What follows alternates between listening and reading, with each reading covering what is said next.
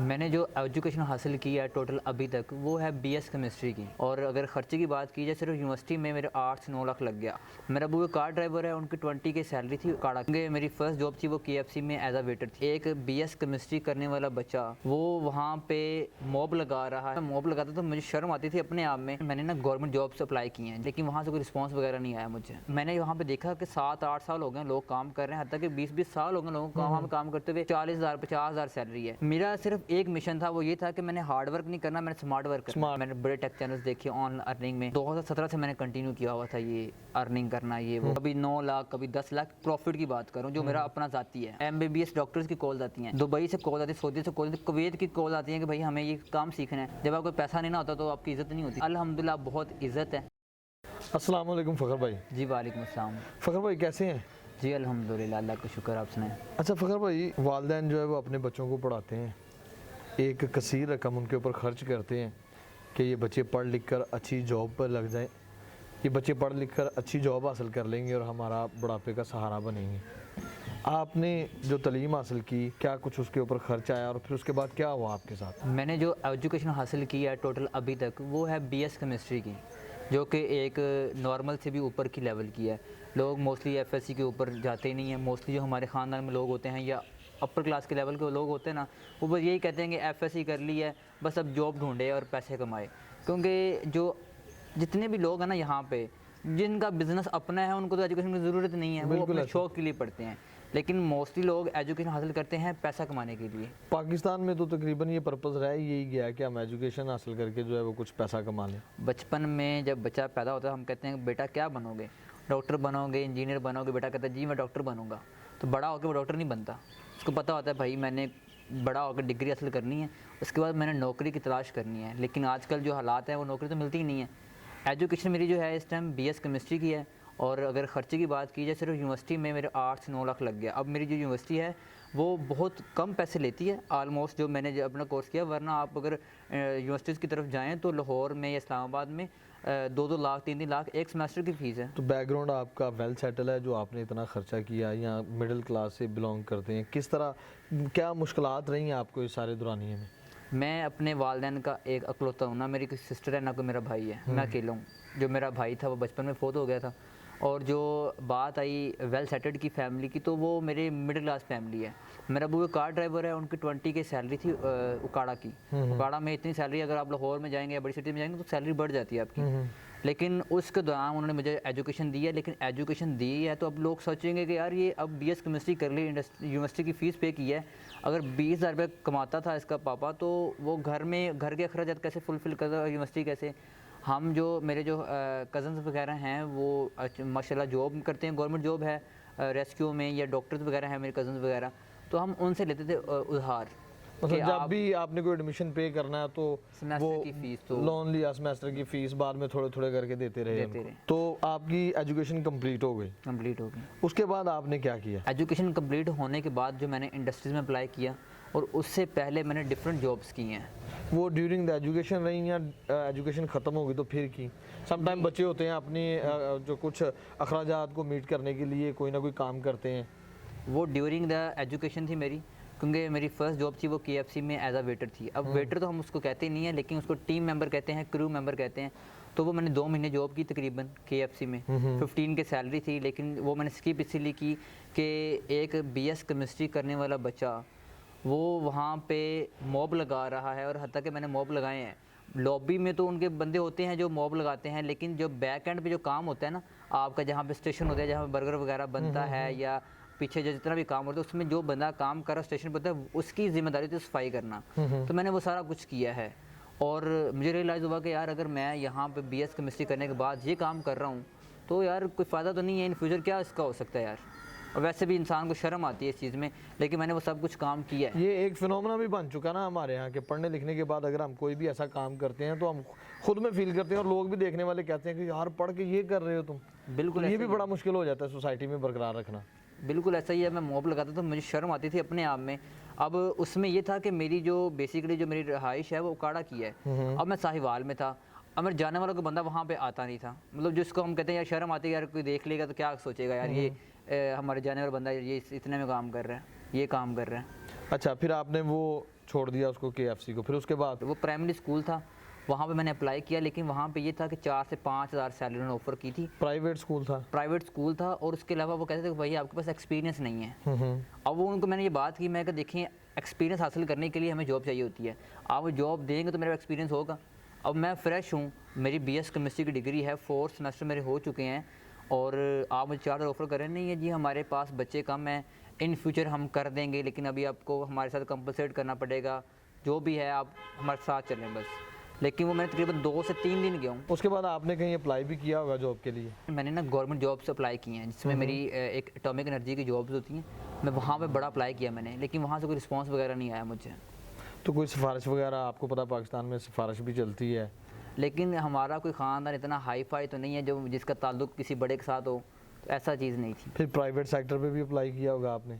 Private sector में apply मैंने किया था, और मैंने डिग्री ख़त्म होने के बाद डिग्री हाथ में पकड़ के ना CV पकड़ के मैं बड़ी इंडस्ट्रीज़ में गया हूँ, बहुत इंडस्ट्रीज़ में मैं गया हूँ, और मैंने वहाँ पे अप्लाई किया, CVs वगैरह दिए हैं, लेकिन किसी का रिस्पांस नहीं आया मुझे। इतनी महंगी जो डिग्रीज आपने हासिल की हैं, यानी उनका आपको कोई रिवार्ड नज़र नहीं आ रहा था? कोई रिवॉर्ड नज़र नहीं आ रहा था। और उसके बाद मैंने अपने दोस्त की मिन्नत तरला किया कि यार मुझे ना तुम जॉब पे रखवा दो। उसने कहा कि यार देखो मेरी यहाँ पे इज़्ज़त है, तुमने अगर मैं तुम्हें रखवाता हूँ तुमने स्किप नहीं करना, छोड़ के नहीं जाना। ये एक आम बात होती है जो बंदा रखवाता है। अब इंडस्ट्री है वो फूड साइंस की, फूड की इंडस्ट्री है, हमारी जो है एशियन फूड इंडस्ट्री उसका नाम है, रायवेंड में है, एक मल्टीनेशनल इंडस्ट्री है।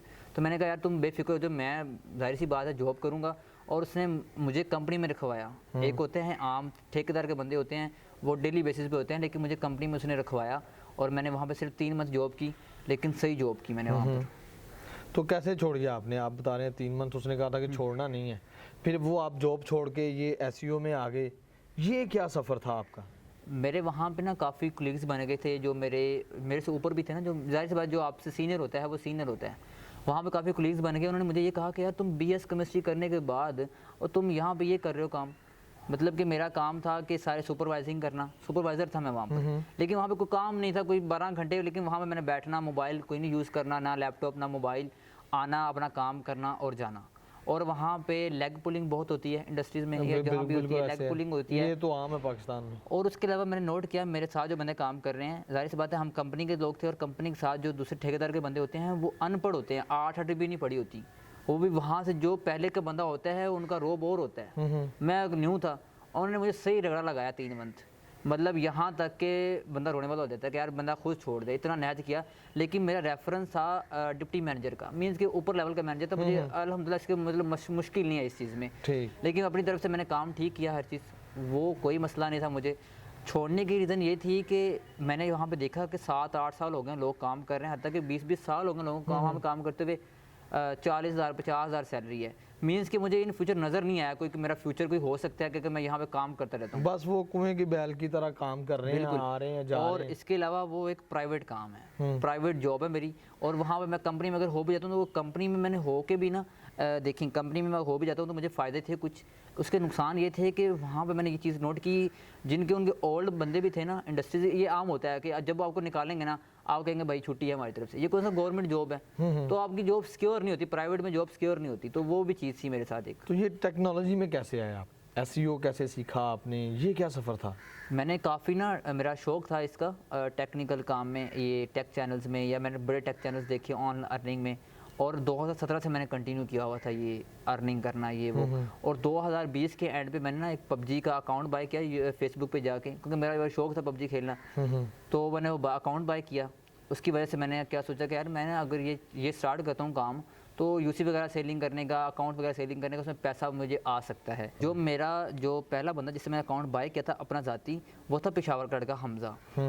मैं अगर कहूँ कि मुझे कामयाब करने में जिन लोगों का मतलब कामयाबी में हाथ है तो उस बंदे का है, क्योंकि फ़र्स्ट जो आज तक जितनी मैंने अर्निंग की है PUBG से, UC सेलिंग करने का, गेम खेल के नहीं, UC वगैरह सेल करने से, तो वो उस बंदे से की है।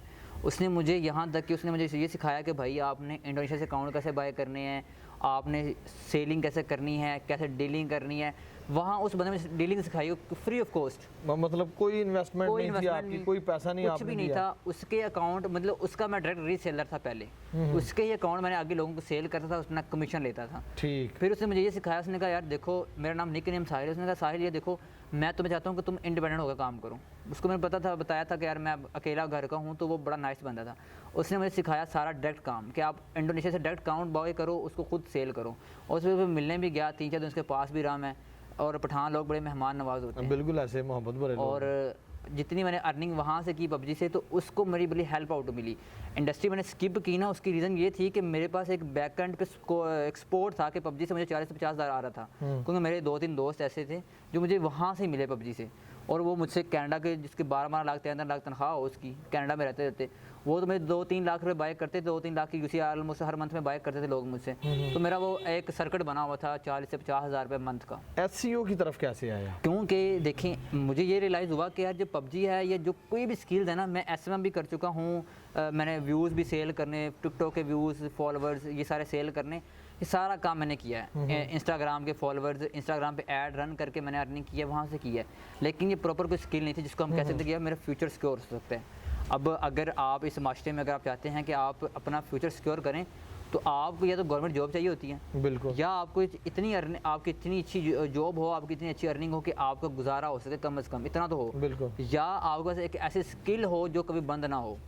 तो मेरा माइंड था स्किल की तरफ, तो मैं फिर इस फील्ड में आया, एसईओ की फील्ड। ये कहीं से आपने क्लास ली या ऑनलाइन सीखा? सबसे बड़ी जो मुफ्त की इंडस्ट्री है ना, मुफ्त की जो यूनिवर्सिटी है, वो यूट्यूब है। यूट्यूब है। यूट्यूब से मैंने बहुत कुछ सीखा। जो भी मुझे कोई मुश्किल आती थी कि यार ये मुश्किल है चीज़, तो मैं यूट्यूब सर्च करता था, मुझे वहाँ से मिल जाती थी। और काफ़ी ऐसे मेंटोर्स हैं जिनको मैंने देख के, जो इस फील्ड में ऑलरेडी थे, जिनके चैनल्स पे बने हुए थे, जिनकी वीडियोस देखी मैंने, काफ़ी मुझे हेल्प आउट हुई इस चीज़ में। बाकी जो पीछे जो 4 साल की मेरी मेहनत थी, जिसमें मैंने काफ़ी ऑनलाइन अर्निंग की फील्ड में आया था कि मैं डीलिंग कैसे करनी है, कैसे काम करना है, मेरा सिर्फ एक मिशन था, वो ये था कि मैंने हार्ड वर्क नहीं करना, मैंने स्मार्ट वर्क करना। स्मार्ट वर्क, इतनी एजुकेशन के बाद बनता भी स्मार्ट वर्क है। तो मैं स्मार्ट वर्क पे फोकस करता था, और अल्हम्दुलिल्लाह मुझे पहले ही मंथ में इतने बड़े बड़े क्लाइंट्स मिले गए जो आज भी मेरे साथ काम कर रहे हैं। अच्छा, आपने वो फिर अर्निंग शुरू की और उसके बाद ये ख्याल कैसे आया? मैंने देखा इतना बड़ा आपने सेटअप लगाया हुआ है माशाल्लाह, इतना ये काफ़ी एक्सपेंसिव है जो चीज़ें आपने, मैंने अंदर देखी, आपका ऑफिस देखा है, ये सारा आपने बिल्डिंग जो है वो हायर की हुई है।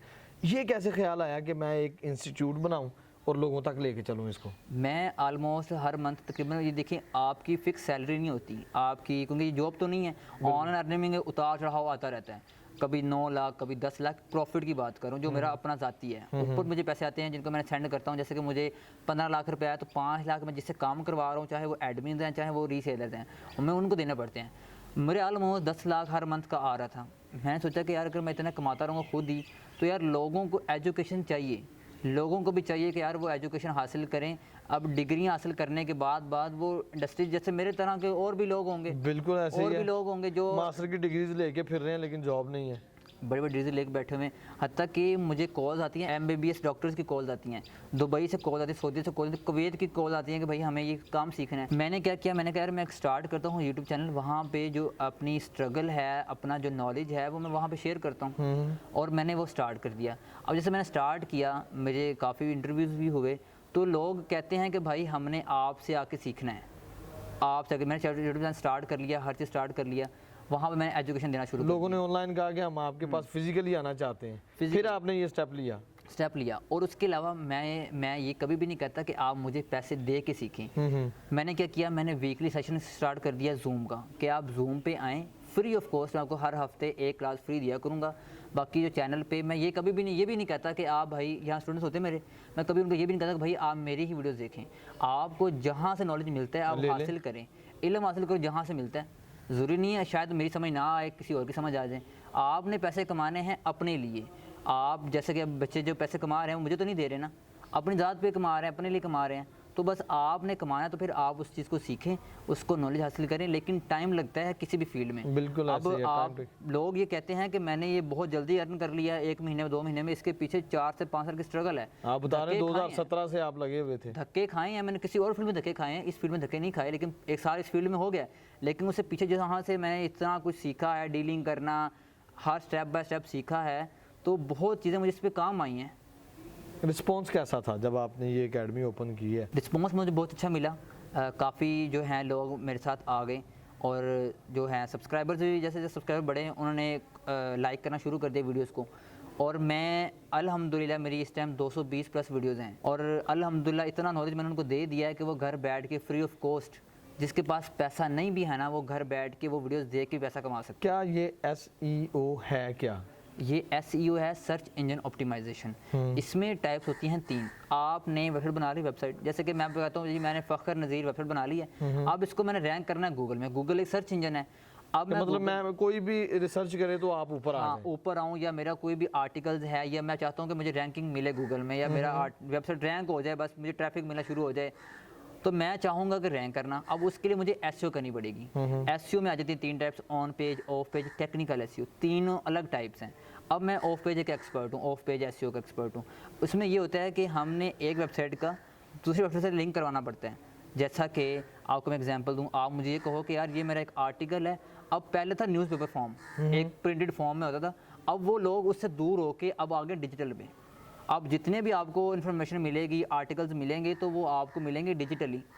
आर्टिकल्स लिखे होंगे। अभी उन्होंने, इंडिया ने चंद्रयान 3 लॉन्च किया है, मैंने उस पर आर्टिकल लिखा हुआ है, और वो आर्टिकल गूगल में रैंक हुआ हुआ है। जिस वेबसाइट पे लगा है उस पर रैंक हुआ हुआ है।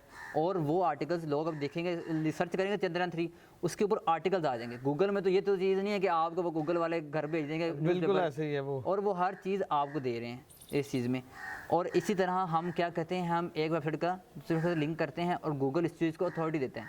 गूगल इसको कहता है बैकलिंक। ये वर्ड है बैकलिंक। उसमें ये होता है कि वो दोनों का हम लिंक करवाते हैं। अब जितनी भी प्रमोशंस वगैरह होती हैं, कोक है या कोई प्रमोशंस वगैरह, मैं क्या, आप मुझे कहते हैं कि यार जियो पे ना मेरे एक आर्टिकल पब्लिश करवा दो। सिंपल वर्ड्स में, जो बच्चे हैं जो सुन रहे हैं, सिंपल वर्ड्स में काम ये होता है कि आप कहते हैं कि यार जियो न्यूज़ पे ना मेरा एक आर्टिकल लगवा दो, और मेरा डायरेक्ट कॉन्टैक्ट होता है उसके एडमिन से, या उसके एडिटर से, या उसके जो बंदा पब्लिश करता है उसका डायरेक्ट कॉन्टैक्ट होता है, तो मैं उससे लगवा देता हूँ। और मैं जो चार्ज करता हूँ ना, मैं उससे डबल चार्ज करता हूँ, अपना कमीशन रख के चार्ज करता हूँ। और इस चीज़ को आप गूगल थोड़ी देता है। अब उसको इतनी ट्रैफिक नहीं मिलेगी जितनी उसको प्रमोशन से मिल रही है। बिल्कुल ऐसे है। इस तरह से सारा काम चलता है। फ़खर भाई मुझे बताइएगा, जो आपने एजुकेशन हासिल की, इतना वक्त दिया तालीम को, इस फील्ड में वो काम आया है? देखिए, आपको एक थोड़ा सा शौर दे दिया है एजुकेशन ने, लेकिन आप ये माइंड से निकाल दो कि एजुकेशन अगर आप हासिल कर लोगे ना, MBBS कर लोगे, तो आपको जॉब मिल जाएगी। पहली चीज़ पाकिस्तान में, हाँ, पार्ट टाइम आपको कोई ना कोई स्किल ज़रूर सीखनी चाहिए। देखिए, एजुकेशन हासिल करना ठीक है, लेकिन आप आजकल के जो दौर में ना, एजुकेशन के साथ साथ आपको कोई ना कोई स्किल सीखनी चाहिए जो आपके पार्ट टाइम सोर्स बने आपको अर्निंग का। और जाहिर सी बात है, अगर आप आज स्टार्ट करेंगे ना, तो आप इस टाइम का एक्सपेक्ट करो कि आप 1 साल बाद आप उस फील्ड में एक्सपर्ट होंगे, उसमें आप अर्निंग हो जाएगी आपको। लेकिन ये रिकमेंड करता हूँ आपको मैं कि यार आप डिग्री के साथ साथ कोई ना कोई स्किल ज़रूर सीखो, अगर आप चाहते हैं कि आप पैसा कमाना चाहते हैं ऑनलाइन फील्ड में। आजकल तो आपके अम्मी अब्बा बहुत खुश होंगे माशाल्लाह कि हमारा बेटा जो है वो, फैमिली वाले भी, कि फ़खर साहब बड़ी अच्छी अर्निंग कर रहे हैं। कोई प्राउड श्राउड की आपको खबरें आती होंगी? वो तो अल्हम्दुलिल्लाह बहुत आती हैं, लेकिन पहले ये था कि जो फैमिली मेम्बर ना, मुंह पे तो हर कोई कह देता कि तू बहुत अच्छा है, बिल्कुल लेकिन ऐसे। पीठ पीछे कोई भी अच्छा नहीं समझता था। जब आपको पैसा नहीं ना होता तो आपकी इज़्ज़त नहीं होती। सही बात है, ये हकीकत है, इज़्ज़त नहीं होती। ये रियलिटी है। और अल्हम्दुलिल्लाह बहुत इज़्ज़त है। अब कॉल्स करते हैं, मेरे पास आते हैं, एकेडमी देखते हैं तो वाह वाह करते हैं, लेकिन उससे पहले तो ऐसा कुछ भी नहीं था। जी नाज़रीन व सामाइन, आपने फ़खर नज़ीर की सारी गुफ्तगू जानी, उनकी ज़िंदगी का सफ़र देखा, किस तरह से वो एजुकेशन से ऑनलाइन अर्निंग पे आए और अब मज़े की ज़िंदगी जी रहे हैं। कमेंट सेक्शन में अपनी राय से ज़रूर आगाह कीजिएगा। अपने मेज़बान को दीजिए इजाज़त। अल्लाह ने के